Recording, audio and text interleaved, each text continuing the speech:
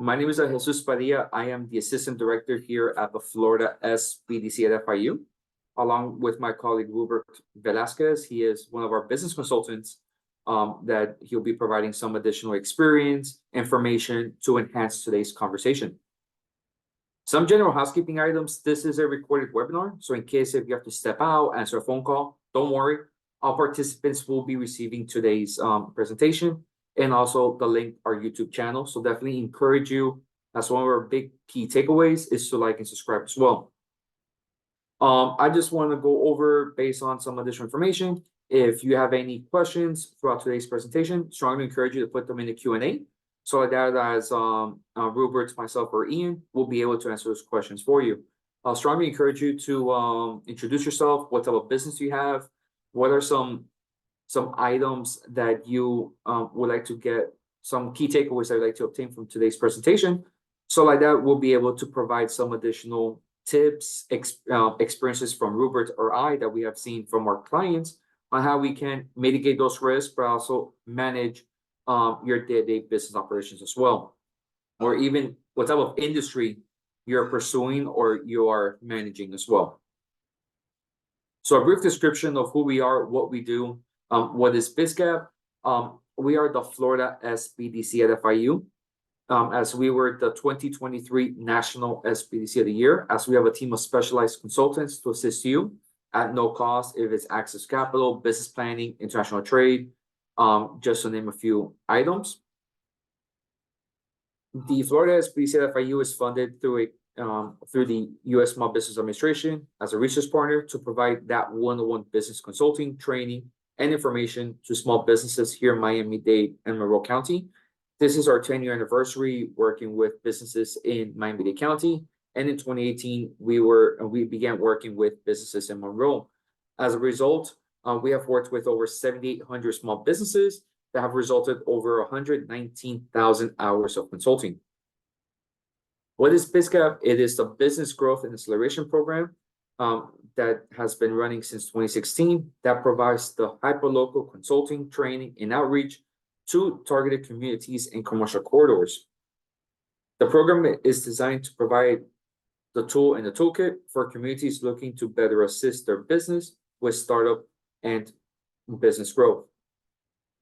Some of the outcomes and partnerships with the multiple communities in Miami-Dade County, we were canvassing, communicating, networking with the respective businesses on how we can assist them in their day-to-day business operations, as we met with over 300 businesses and have consulted and trained close to 300 businesses. Some of our previous projects that we have done, it is the downtown, with the Downtown Development Authority over at the Flagler Corridor. Along with the City of North Miami Beach, we have done projects at with the Wynwood Business Improvement District when Zika was going on. So there's been multiple projects that we have done throughout the community on how we can assist the small businesses that were that were impacted in particular scenarios. The BizCap project in Florida Congressional District 27 is funded by grants with the U.S. Small Business Administration. It covers City of Miami, Key Biscayne, Coral Gables, runs through Kendall, down to Cutler Bay, as there's over 86,000 small businesses as of the 2019 census. What are the objectives? What are the goals? We want to meet with businesses where they're at by canvassing door-to-door, trainings and outreach, along with the one-on-one business consulting. But lastly, most importantly, the data mapping and surveys of the small businesses located in Congressional District 27. The overall goal that we would like to accomplish for this year is to work with over 1,000 businesses in the district with the consulting and training as such you're present today. So I want to thank you for attending today's presentation. Once again, my name is Jesus Padilla. I am the Assistant Director here at the Florida SBDC at FIU, along with my great colleague, Rupert Velasquez. He is a business consultant at the Florida SBDC at FIU under the BizCap project. And he'll briefly introduce himself and his experience on some of the key points that we'll be able to, so you could have in mind throughout today's webinar. Rupert? Yeah, good morning, Jesus. Thank you everyone for taking the time to attend to this webinar. Again, my name is Ruben Velasquez, as Jesus said. I'm a business consultant for SBDC for quite a good time already, and I've been an entrepreneur myself as well for more than 20 years in different areas of businesses. I've been specializing into international business, let's say as part of our core and main business. However, we've been touching base with other industries as well, local industries, and I will be more than glad to help any and all of you in any specific requirements that you have in business development, business strategy, marketing strategies, sales, and customers engagements. So thank you very much, and I hope this webinar could be useful for your purposes from this point on, no matter the stage that you are doing business. And it's not only what stage of business, but also even if you yourself think this will not happen to me, expect the unexpected. And at the same time, there's all different scenarios that always have in mind that how to mitigate those risks, but at the same time, how to overcome those risks by some of the sample tools that you could have within your team, but also working with some of our consultants that can assist you to provide you those tabletop exercises to start implementing today. So what are some of the objectives that we'll be discussing in today's presentation? It is those common risks associated with a small business, those external and internal factors that affects your business, the situations that might cause the risk. What are some of the common warning signs of risk for a small business? How to implement, monitor, and evaluate those management plans for your business. And this is where your business is subject for internal weaknesses, external risk, but this is where the goal is to minimize those effects of risk in your business. So even if it's a positive source or a negative source, it could provide a good expansion for growth. So you're able to triage those areas. The internal risk, it's what you can control, while the external is items that you cannot control. In this case, in the internal risk, it is the human risk, the equipment, the information technology, along with other internals. The human risk, it will be the illness and death. If one of your key employees, the business owner, passes away or is sick for a day, unable to work, how you're able to manage the day-to-day operations so the continued business is moving along. Theft and fraud, it could be any, pretty much it could be sensitive information. Make sure that your employees are honest workers, they're not being tempted to steal the information, or let alone steal your clients, so they themselves will become your potential direct competitors. So you have to make sure that that's one area to have an honest working environment. But the low employee morale, make sure that your employees are happy, because unhappy employees will cost money through negligence or through willful acts as well. So having that morale up and positive will definitely have a better work environment. There's no toxic environment. There's no, like I said, no drama, to make sure that everything is moving forward to hit the goals and the strategies that you have set yourself for success. But at the same time, with the equipment and technology risk, it could be the equipment breakdowns, worn older equipment, the damage to vehicles. If you are a delivery business that you forgot to put gas and you have to do a long haul, so that takes a while to get the business operations. But at the same time, about the car maintenance, how about if a tire is flat, or you ran out of batteries, or perhaps the entire transmission went out? So how are you able to sustain to that operation? But at the same time, how is the information downtime? Do you have no internet and you're an online based business? How you're able to continue with the fluency of the communications of your clients? Any updates or repairs, it might take a while. If you haven't uploaded or repaired your systems, it might take a while for everything to be up to date.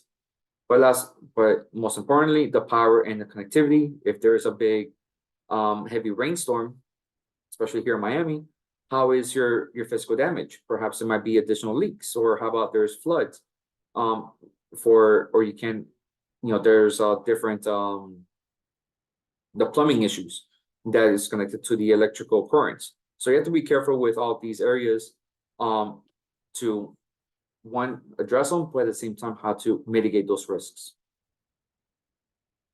Rupert, from your experience and from working with your clients, what are some other factors that the clients could definitely look into from the equipment and the information technology side? Yeah. My experience, it's been, as I was telling you, on the let's say international commerce and international operations regarding to production plants related to certain industries like the food industry, the beverage industry. So some of the let's say equipment risks that could have are related to the time the machinery needs to be replaced, the time the machinery needs to be maintained, good procedures and good manuals for those kind of processes are always a must. So a preventive control for all these processes is definitely a must in a company that it's having let's say a production run inside their premises. In terms of the technology, I would say anything related at this point to cybersecurity and anything related to information backup, I think it's very important. Nowadays, as we've been discussing with Jesus many times, the backup of the backup of the backup, it's definitely a must. So I think those kind of risks associated to production facilities, I think are definitely a must to take care of.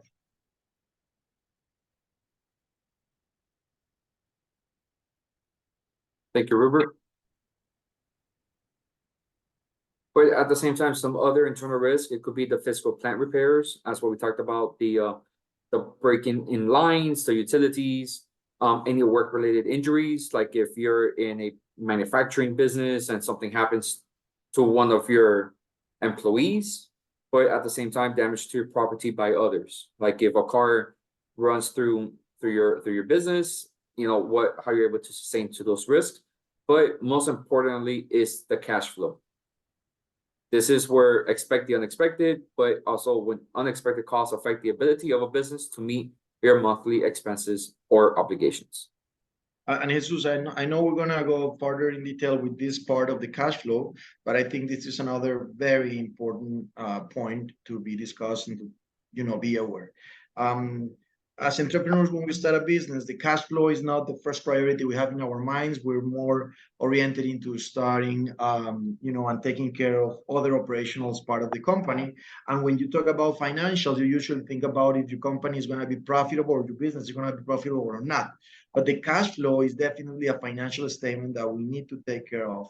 And we always need to have some reserves for this specific type of situations or risks that could come over under, production, sales, financial situations that, human resources that we could definitely are not expecting. So cash flow is definitely something, and it's a financial statement that I try to stress to all our clients that they need to take care of, and understand specifically the importance of the cash flow.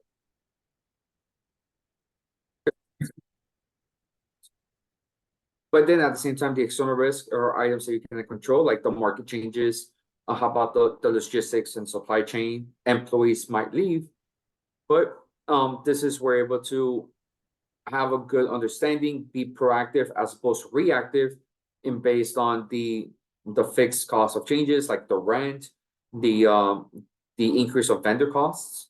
But at the same time, how is your clients, if you lose your clients or customers, based on how their behaviors, just like I was back in 2019 to 2020. Some businesses lost their clients or customers. How about their vendors?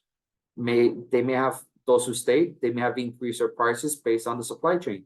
So those are areas how you're able to mitigate those risks as well. Rupert, with your experience, especially working with the international realm of multiple clients in different parts of the world, how you're able to work with your clients, not only based on the market, but also the competition as well. Yeah, absolutely. And I was going to chime in about this one because this is really important. Specifically when in our case, and this is basically like an example of what could happen in terms of competition and market risk. In 2021, 2022, there was a major logistics and supply chain crisis around the globe. And unfortunately, that crisis hit a lot of companies, even involving some of ours as well. And that basically created a domino effect into the losing of clients, the cancellation of certain contracts, discontinuity of certain lines. Immediately right after came a major and unexpected inflation situation globally that definitely increased our cost of doing business and our cost with vendors and suppliers. The gas and the oil basically increased prices as well. And immediately our rents changed, our salaries got to change, and all of these elements that are considered in this slide were definitely impacting our companies. And this is something that I cannot stress more the importance of considering this, although in sometimes, we consider that our companies are running in a great shape, or our businesses are definitely creating the commercial space that we needed. Definitely, we need to make sure as an entrepreneurs and business owners that all these elements are integrated into our plan from the beginning.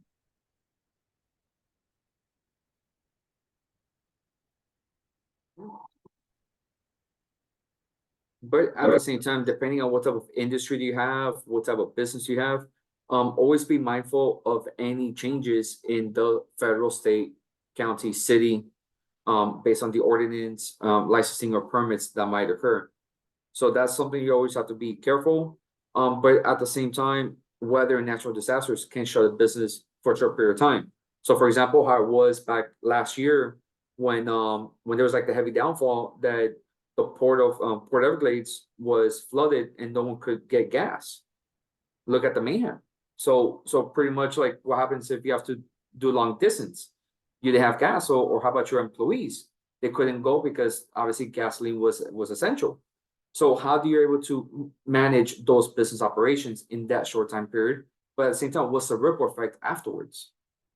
Just like how it is like a hurricane. Like if you have to shut down, or you're in a food-based business and there's a hurricane that comes in, what happens to the food products? They might go to waste. So right there, you have to, obviously those are environmental risks, but those are always items to consider as well.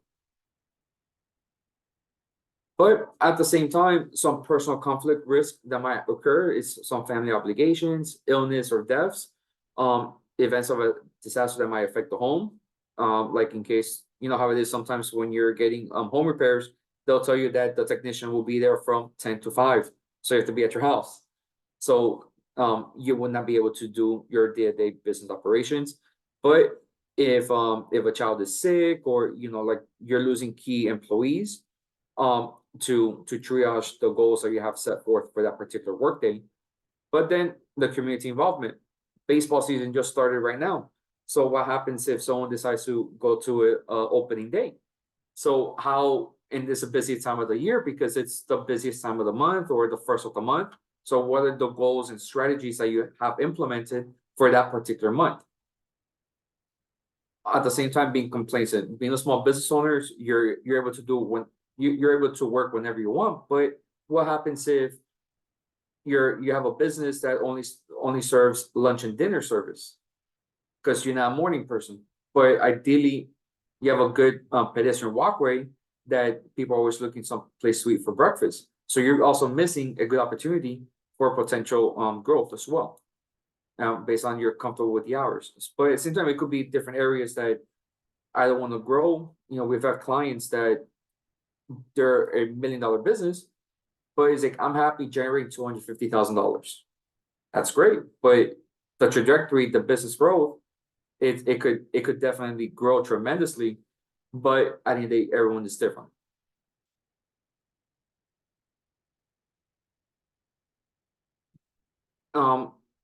By identifying what are some potential risks, make a list and rank them based on the importance. If it's your online business, a brick and mortar, look at those risks, rank them, but at the same time, look at those potential costs. Identifying and assessing is something that will require time and should be revisited periodically. Be scheduled schedule time, on the quarterly basis, monthly basis. Once again, no two businesses, no two industries are the same. To schedule in your calendar to identify those areas of business risk. So, for example, if I'm an online business, I just have to make sure that my firewalls being cybersecurity is effective, because if I'm not cybersecure, there's always breach. Then it's the reputation, that trustworthiness, loss of sales, and just to get the ball rolling and being back up. Jesus, I would like to say something about this specific slide. As I mentioned, I'm dedicating most of my efforts at the SBDC as a consultant in helping companies to create a business plan. Let's say that's what I help the most, the customers that apply for our services. Usually, we intend to create business plans for generating expectations for funding, expectations for investors, expectations for ourselves as well, just to see our business grow in terms of time and how it will grow. But I always try to stress this with all our clients, and this is something that's very important. Besides the business plan and the investment strategy, I always touch base with two other separate topics. One of them is the risk identification and the risk analysis, and the other one is the exit strategy. In this specific time, we're going to talk about the risk identification, which is everything that is related to what just Jesus said. And we're also going to talk about, briefly, but we're going to touch base with the exit strategy, which is very related to the risk identification. So just for all of you to have in mind, when creating business plans, the most they touch base with potential risks, potential situations that could affect the company or the project, and potential exit strategies to mitigate and minimize the impact of the risk in your personal lives and in your company's lives, the better. So just for you to understand that a business plan should always have, and my recommendation and suggestion is to have, on a realistic scenario, a risk identification and an exit strategy. And here are some potential warning signs that always have to be mindful and always be on the lookout. Is the excessive debt in relation to the owner's equity, the reliance of small number of customers, one product, or small number of vendors, cash flow problems. As you see, the word cash flow has been throughout today's presentation, along with the irregularities in the accounting, bank, or time card records, or the computer systems, but also the high employee turnover. So all of these are some areas of potential risk that you have to be paying attention to, and also being alert if one of these items are buzzing, or like the red flags are appearing. So what is the excessive debt in relation to owner's equity? It is the overall liabilities of the short-term, long-term obligations that you have with the total liabilities by the owner's equity. So this is more within your balance sheet. Then reliance, like, the saying is like, don't put all eggs in one basket. This is the same exact scenario in regards of relying the small number of customers, only have your one product, or never diversifying your vendors. When your business relies on one or small number of vendors, your business plan, business continuity is only as solid as your vendor's business. So you're at the mercy of a small niche instead of diversifying once again. Rupert, with your experience working with the vendors and customers, it's like the same exact thing in regards of diversifying your marketplace. Yeah. Based on their primary and secondary target, right? Absolutely. And this is one of the, I would say, most important risks to take care of when you start your business, or when you're in a growing process in your business as well.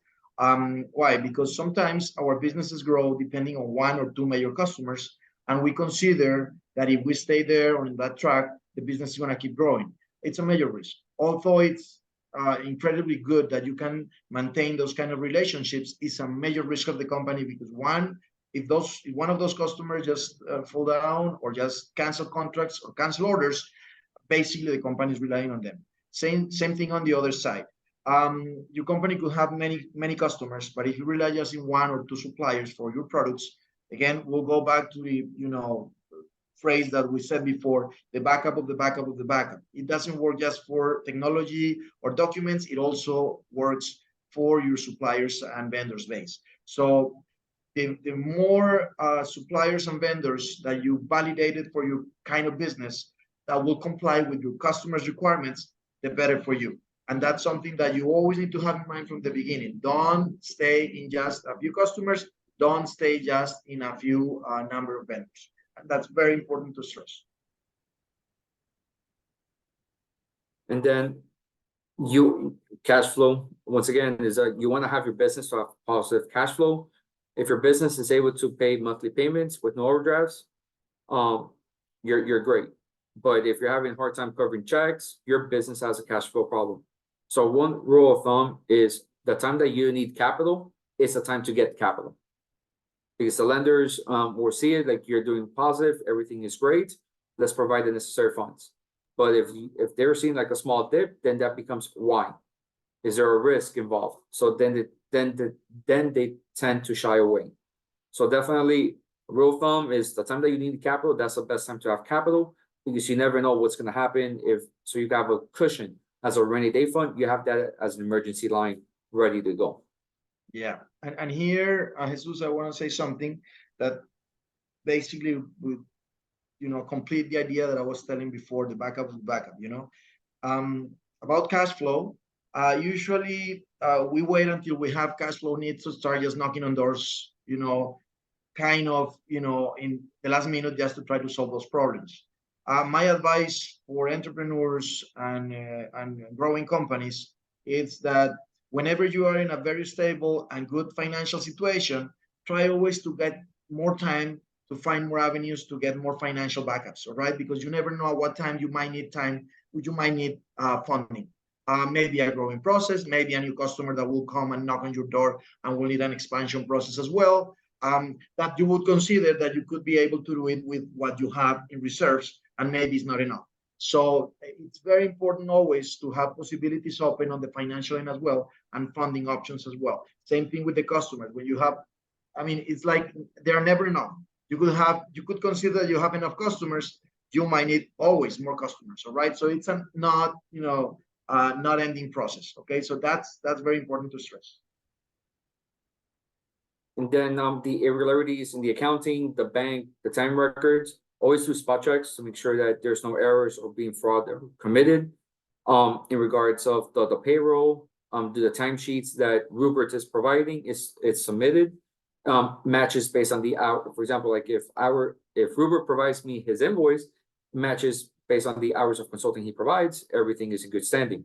But if there's an irregularity, then we have to investigate what's going on. But then at the same time, making sure the payroll ledger is reconciled with the bank statements. But are there any outstanding checks to former employees? Because that definitely messes up your entire ledger and your cash flow in case if the former employee didn't cash the check or there's outstanding payments out there that haven't been posted yet. And last but not least, are your former employees still in the accounting system? If not, just start removing them, because that could be the fringe benefits. It could be any external salaries or insurances that you're paying and they're no longer part of the team. Or how about their cell phone bills or paying their phones or any other perks that they might have is also will be skewing your accounting as well. But at the same time, not only within the employees, but also how's your computer systems. It is have any user access been changed since the last review? How's the passwords? Are there like an update in the overall systems? Does the respected employees have the adequate access based on their job functions? Like that, no one has a full access, full reins, only the key decision makers have the full reins. But if I'm the entry-level position, I have the entry-level functions. I will not have access to the HR documents or the accounting while I am just in logistics. Once again, make sure that those who are no longer part of the team don't have access to the systems, and Has there been any changes? Have they been documented? Have they been approved? As this is a good opportunity to put them as an SOP or just update any software's updates so everything is up to date to manage those potential warning signs. And make sure that there's no irregularities of the ordinary items as upcoming different charges, different transactions from potential hackers or from disgruntled employees as well as embezzling any funds through any weird accounts or charges. How is your business operations? How is the employee turnover? Is it high employee turnover? Is it because is it seasonal or is it based on how's the workplace environment? Is it based on poor training? Is it lack of training? Is it you're not hiring the adequate employees to fulfill the needs that you're seeking?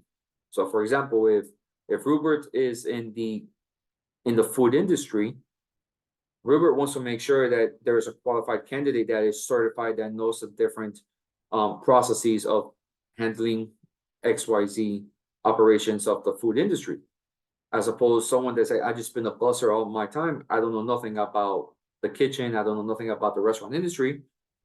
So that is going to be a poor decision making because finding adequate employees costs money and time. And how's the work environment? Is it toxic place? Is it more family oriented that everyone has a voice to voice their opinions or concerns, and there's no repercussions?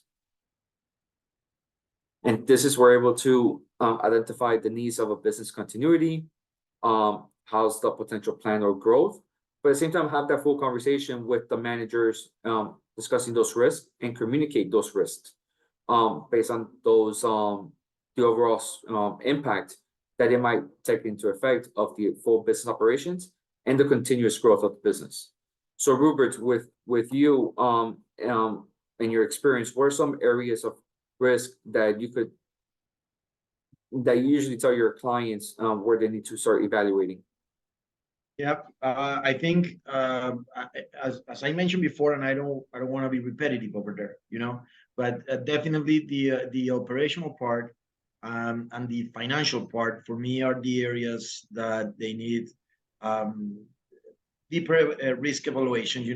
Even beforehand, before you start doing, you start planning to start operating or start up the operation. So the identifying based on your conditions, on how your business is starting or how your business is growing, take your time, sit down with your team, and understand that there's, major importance of determining the most or the potential risk that your business is going to have on the financial end, cash flow, lack of funds, funding, expansion possibilities, and then on the operational part, if you having let's say a production run, machinery, production lines, well, make sure that your machinery is up to date, that your maintenance programs are up to date, that you have the right standard operational procedures, the SOPs, just to make sure that these machineries and the operation is not going to have any issue at some point in time once you probably need the most. Okay, so those are the risks that I would consider are very important to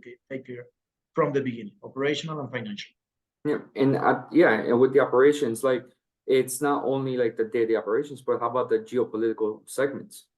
If you're doing a lot of international trade, how's the volatility of that particular country? Yeah. So that's something you definitely have to be into consideration. If you have an outsourcing sales call centers in one particular country, there's volatility. How is that going to be impacting your area as well? So those are like those are some things that definitely have to have conversation for your business when it's all said and done. Absolutely. And this is where you're able to have a good SWOT analysis, because at the same time, some of those risks can also be opportunities. So definitely have a full self-assessment, be truthful, be honest to yourself, and it will solidify an effective SWOT analysis of your business. And you just brought something really, really important, Jesus, about the considering the internal risks assessments and the external as well. And that's why it's so important, the SWOT analysis, because once you do a SWOT analysis and you updated it, on a regular basis with your team, you're gonna find a lot of strengths that you didn't have at the beginning, and probably you're gonna find a lot of weaknesses as well that you didn't know from the beginning, right? But again, remember, some weaknesses could become strengths if you know how to target them internally. And then on the external side of your business, just as Jesus was saying, geographical, political, social situations, external situations could definitely be threats for your business. But if you know how to, work around them, you can find opportunities in other sourcing markets around the world as well. So opportunities and threats, I always try to focus our clients into considering them on an external view, and strengths and weaknesses on an internal view of your business. Okay, so that's where you try to find and do the risk analysis on those two specific situations, internal and external. And then, based on measuring those risks, obviously, when it's all said and done, it's weighing the cost versus the benefits of the control. So, an example will be cybersecurity. If I'm an online business and I don't want to pay for services, or the provider to have a cyber protection, make sure the cybersecurity, the firewalls, they're up to date, and it's $50,000 a year for maintenance. But if I get breached, I might be locked down and I'm losing sales of $25,000 a day. What's my reputation? What is me going back in operations? Do I have the cash to pay the ransomware? So those are areas where sometimes it's do the full measurement of weighing the risk versus the benefits of the control.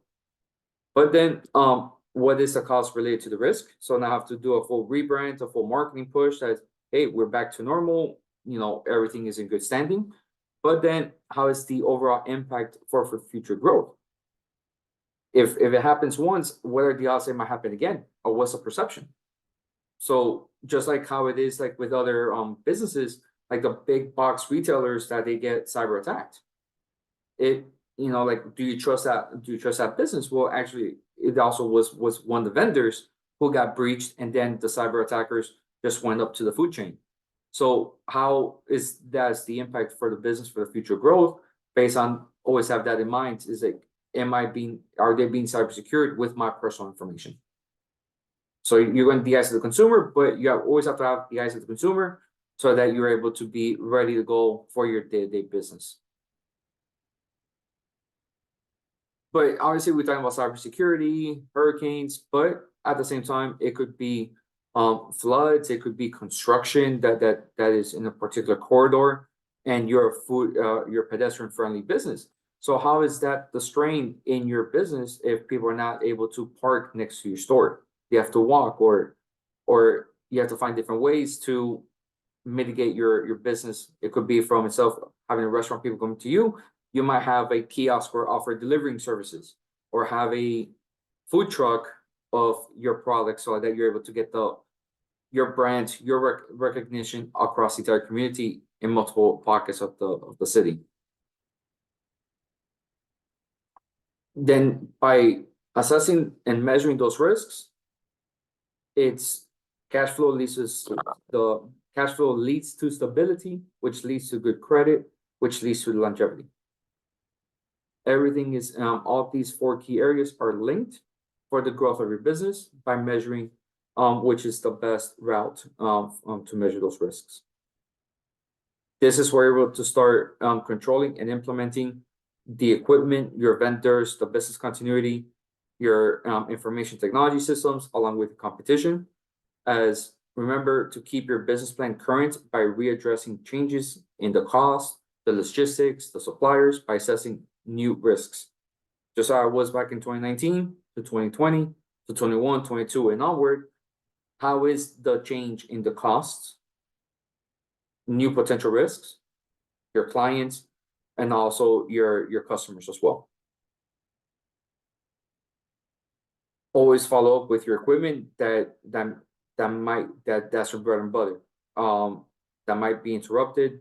Your business operations that needs to be repaired. If I am in the, we're going to summer, so right now it's like the pretty much parties. So there's cupcakes and cakes. I'm a baker for end of year celebration, and I cannot produce my products because my equipment is broken. How, and then I'm not focusing on keeping up to date when the leasing of or the product updates of the equipment is being serviced.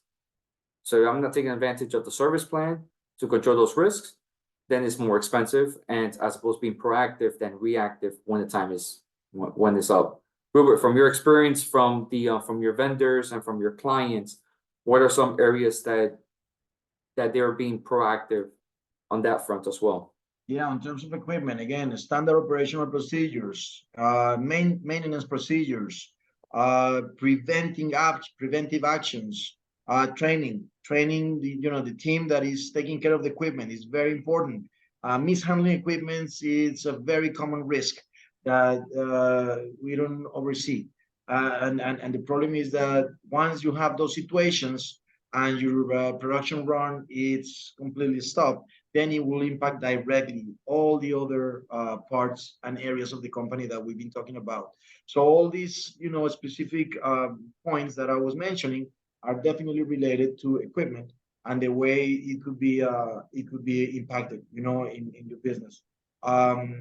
In terms of equipment as well, for example, we have an operation overseas related to production, and we have an operations in the US related to import and distribution, right? So transportation equipment, the forklifts at the warehouse, the racks at the warehouse, they need to be well maintained. You don't want accidents to be happening. That's a risk. If you don't have the racks under good maintenance and good condition, then pallets could fall down all the way down, from the ceiling to the floor. So, you're exposing people permanently on a distribution or production plant. On the outside, the drivers, insurances for them, make sure that equipments are in good condition, so that way trucks and cars are not, prone to have accidents while they're out on the road. So those kind of areas are the ones that I would consider for companies that are, let's say, on the same line of business that we have. And then, as we discussed earlier, not having very little vendors, but always have a backup to the backup to the backup in regards to vendors. By having a multi-vendor strategy, and make vendors push for more of your business, resulting in lower prices. In any event, if one vendor is unable to deliver what you're asking for, you might have a backup. So definitely, that's the opportunity for you to leverage a multi-vendor strategy. But at the same time, what happens if they cannot meet their demands, or perhaps there is a breach of their business? So you might be stuck. So like I said, it's the ripple effect going upwards. So by having being proactive, and it will be very successful in the long haul. And Jesus, another thing that probably we haven't mentioned about vendors and suppliers, a good and very efficient due diligence procedure is very important. Getting to know your vendors in detail, do the right due diligence for them, make sure that they are in a stable financial situation, a stable production situation, that if anything happens to them in terms of any financial, operational, commercial impact, would not impact your business as well. So, a convenient due diligence process is well recommended when you are selecting your vendors. And then this is where we're able to have that business continuity, have trial runs, make sure that everything is working. Like I said, have a backup to a backup in the operating systems. Have a list of your employees, the emergency contact list. Like for example, like with us, we, at the Florida SBC at FIU, we have a business continuity plan. If there's a hurricane, if people are going to be evacuating, do they have a place in shelter? Where they're going to be at? And now contact information. What are the who's going to have access to the cloud for the key information to have stored in a place. So we could definitely have access to. Having communication channels, have a WhatsApp group to make sure that everyone is safe, but at the same time have those strategies in place in case if one is in need, we all will be able to assist and work together with the day-to-day operations. Obviously, in the information technology systems is don't share your login information, protect your systems with different firewalls for different vulnerabilities. but sample the transactions and use transactions. Try to become a customer for your systems to make sure that there's no threat, there's no vulnerabilities, there's no holes in the transaction. Conduct and schedule surprise audits to make sure that there's no hidden surprises that you could definitely triage from the get-go, instead of finding out there was one of the accounts was funneling money and you didn't realize it, and it was like tons of money after 2 or 3 years. So by conducting those scheduled audits, you know your numbers at the end of the day, but at the same time, you know that your business is being safeguarded with the sensitive information.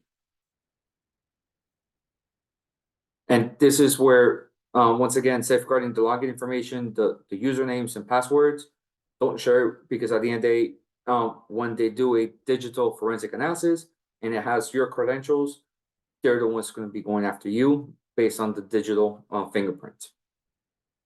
But being, having cybersecurity training with your teams, educating them not to open the phishing emails or the ransomwares, just to be even though it seems common sense, but at the same time, a sample email will be like from Rupert sending me an email, Jesus, I'm having issues with this opening this file, can you open it for me? But it was a phishing email, and Rupert did not send me that email.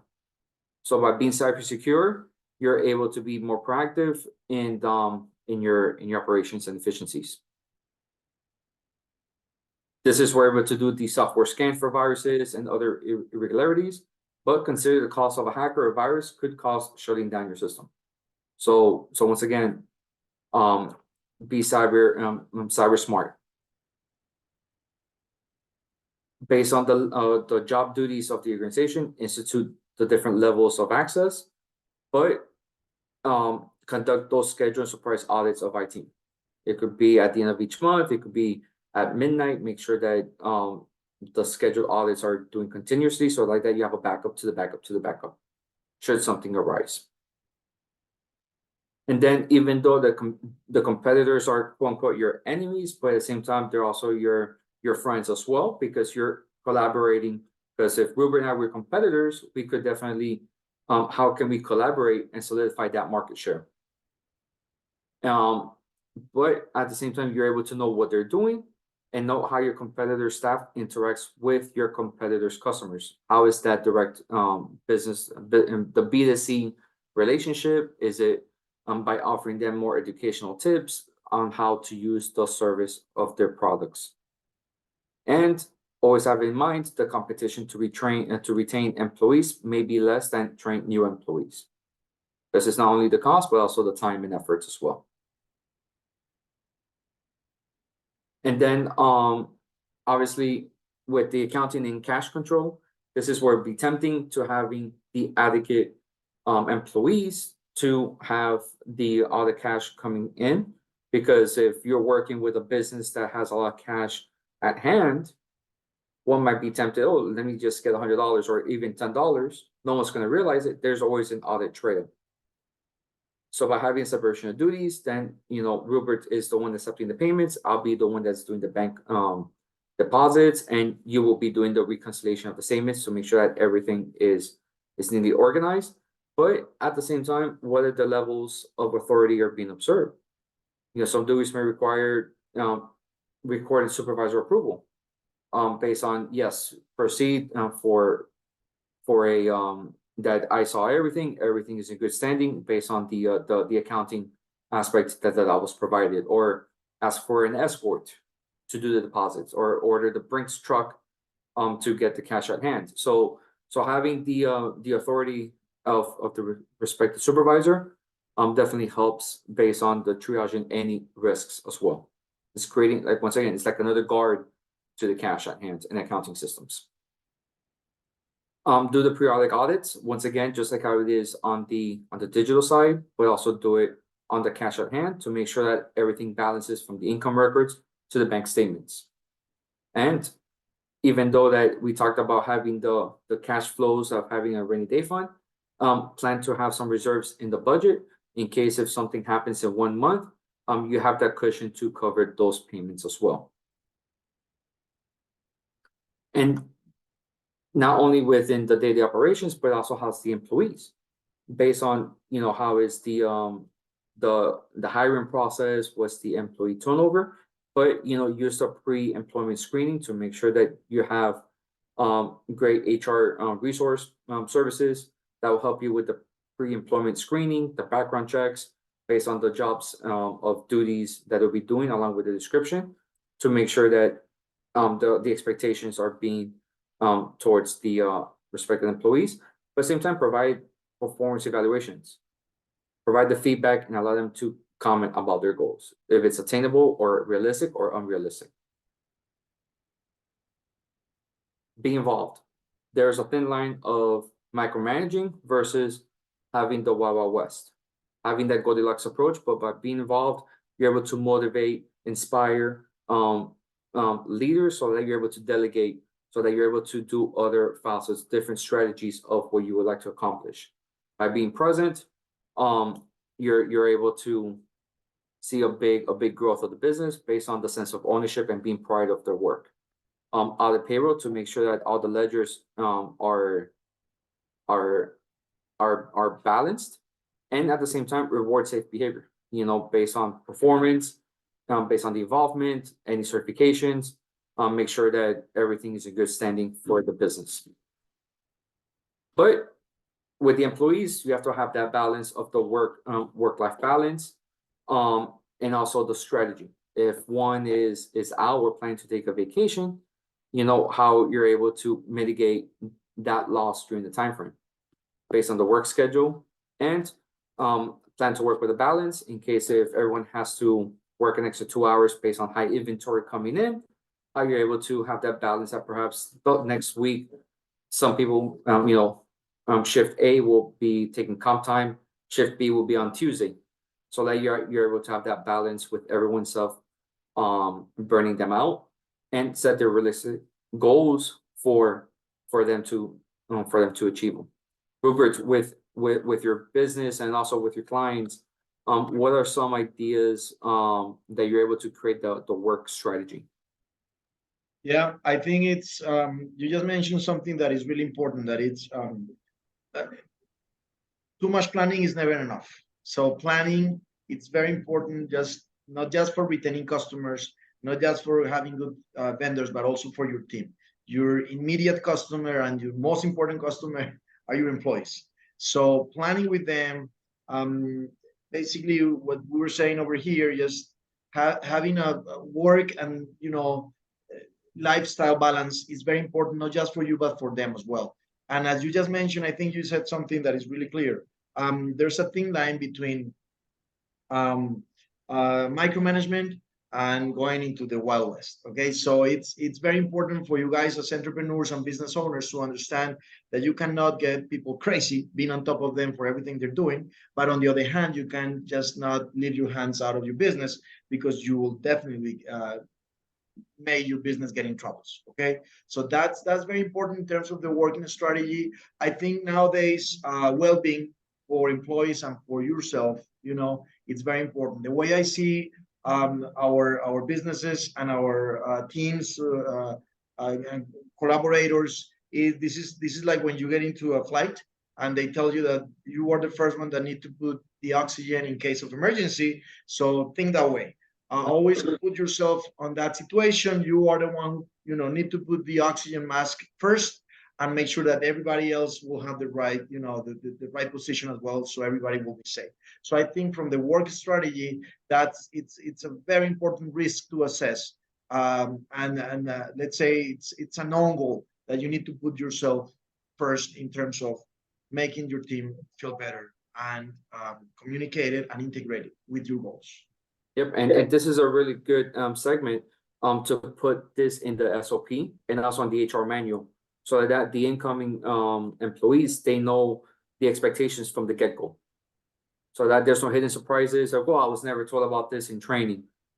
Everything's on the HR manual, and there's always room to update need be as the months go by. So having the SOP up to date with the business plan and the HR manual everyone knows from top down, side to side, how this all of this is impacting your business. And then this is where we're able to train, support, or have an assistant, but have a support system. So if Ruber can't make it because he has his kids dance recital and they're not able to work, you know, how they're able to triage and come in and support Rupert. Or if someone's taking, like for example, like getting married, and they're gonna be out for an entire month, and that's a busy time, like during the holidays. Okay, so what do we have to do to have a good support system to carry the weight? But in the short term needs, you know, have someone that will be able to be that plug, that small bridge to make those key decision skills as well. This is where it's not discussed, but at the same time is always observed.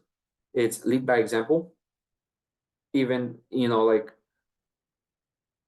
with honesty, integrity, being ethical, even though when you feel that you're not being watched, people are looking at you. And this will definitely how your business is doing based on being the situational awareness of the news and the economy, ensure all damages from weather and any disasters. Once again, backup to the backup to the backup, but at the same time, communicate within your organization. Be an effective leader, being transparent, being honest based on what's going on so that there's, once again, no hidden surprises. They're always, Jesus, and this is very quick. Your team players, your collaborators, your colleagues, they're always looking at you.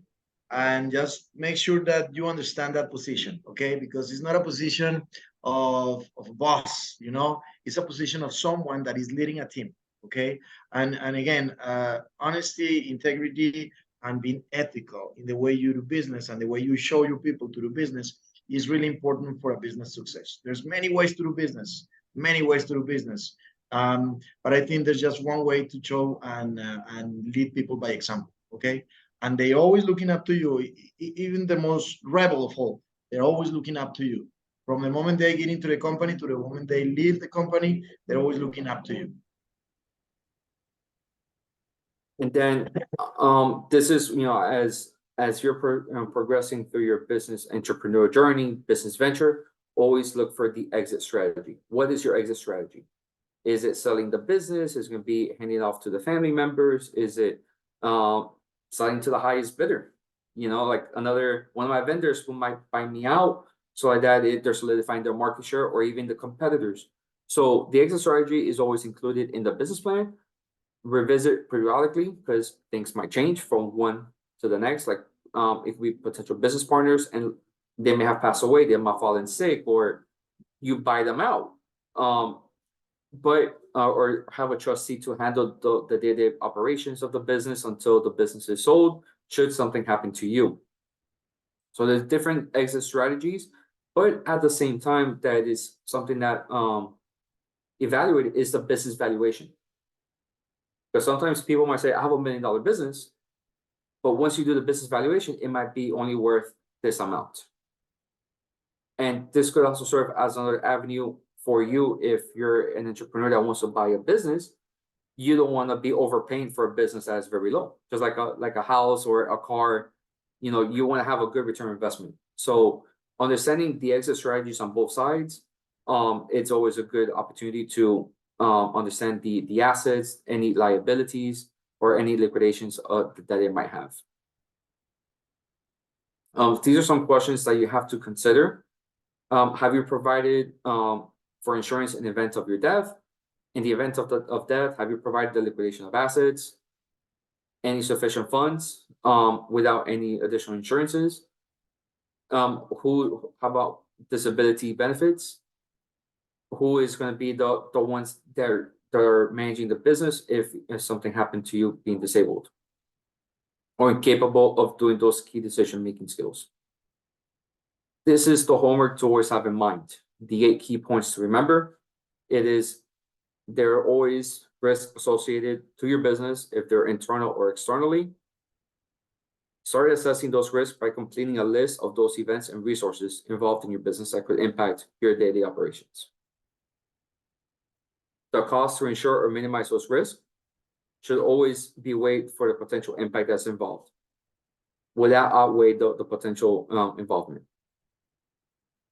Business continuity is the number one aspect of your business, and it should be part of the overall business plan. Because if you want to have a potential partner, investors, lenders, you already have that business continuity plan is like almost like an insurance of your business plan. What are you going to be doing? So like that, all partners, all lenders, all investors, they know how they're going to get their money, but at the same time, how the business is going to be staying afloat when the time in need.